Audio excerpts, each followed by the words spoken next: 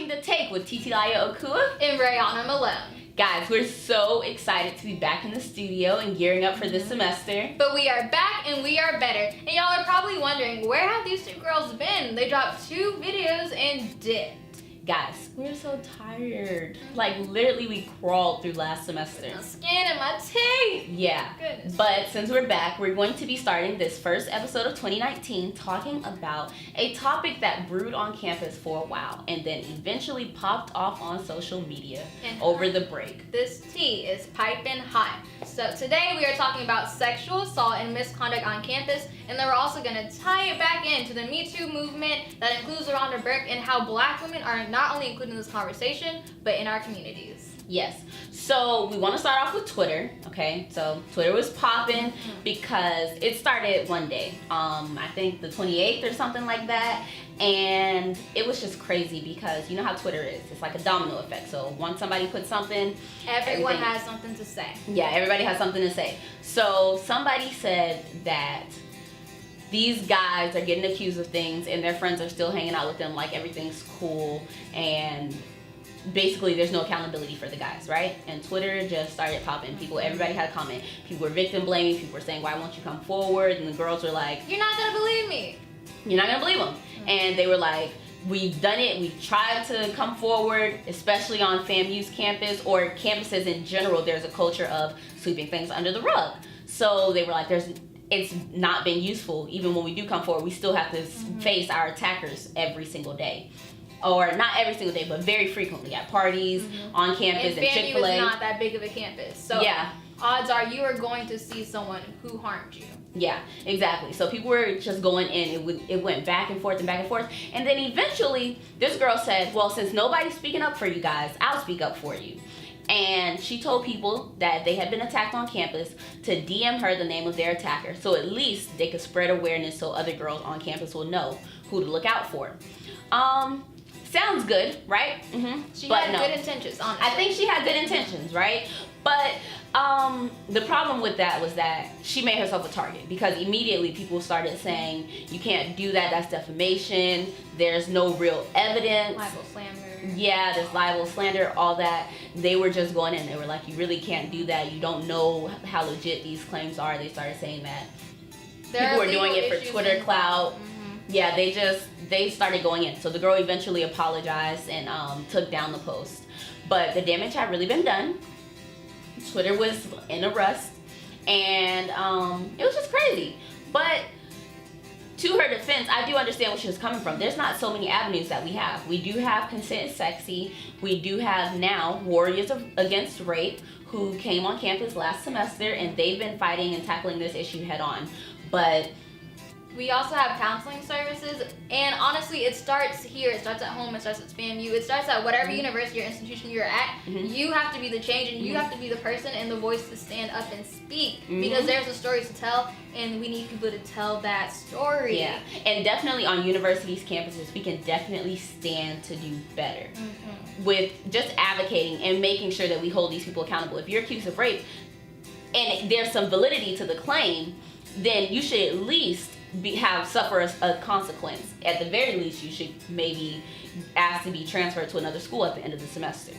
That's not even happening. These people are still on campus semester after semester.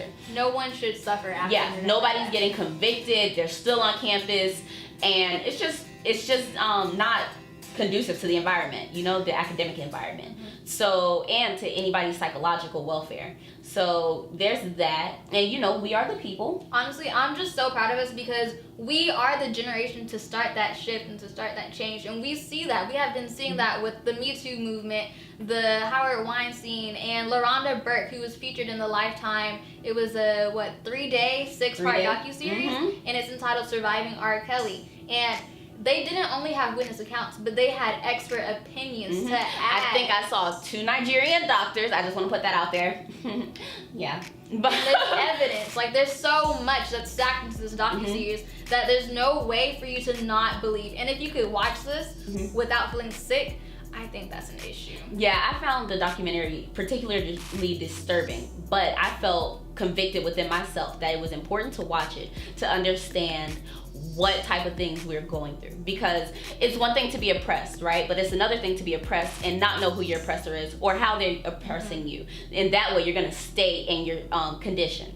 So I felt like it was important to watch it, understand what's going on, especially for Black women who we're not included in this conversation nearly as much. The only reason that the people came out with the R. Kelly series is due to the Me Too movement, which I don't know if you guys know, but majority of the women in the Me Too movement were not African American. They were definitely supported by the African American women, but they, you know, it was a different demographic that it was targeted for. And we need to face the facts. The United States Department of Justice System has said African American girls, keyword girls, and women 12 years and older have experienced higher rates than their white, Asian, and Latina counterparts, and that is an issue.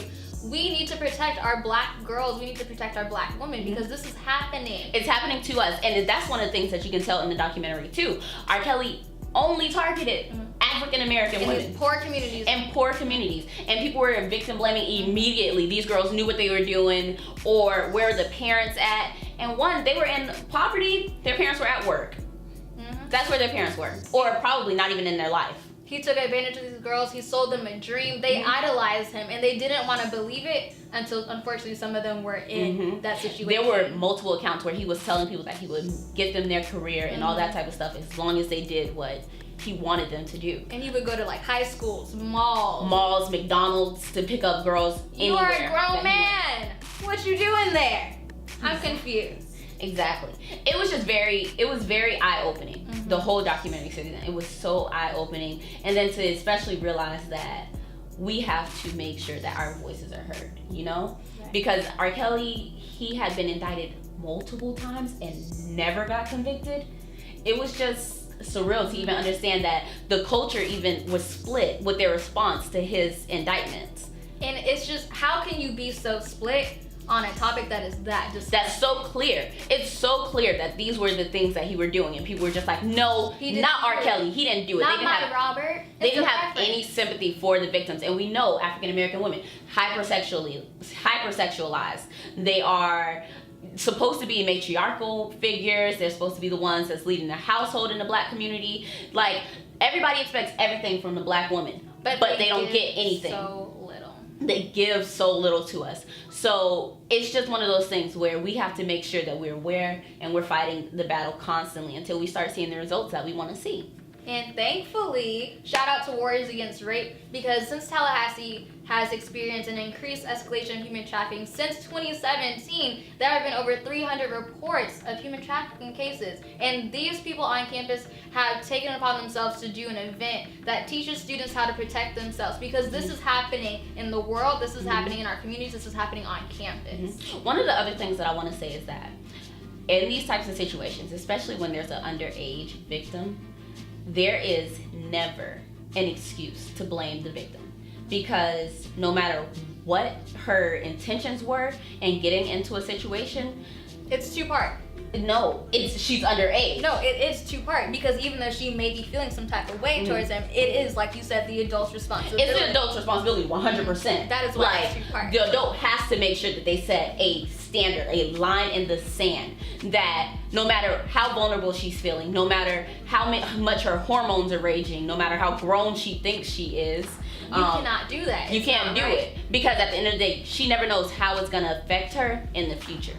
Maybe I think I'm grown today, find out a couple years from now, no, I couldn't actually handle that. And we definitely saw that, the mental and physical and psychological consequences within the docuseries, and it's just so sad and sickening. But to conclude this all, make sure that if you are a victim or a survivor of a sexual assault, rape, or any type of misconduct, or any depression, anything, make sure that you're getting the help that you need.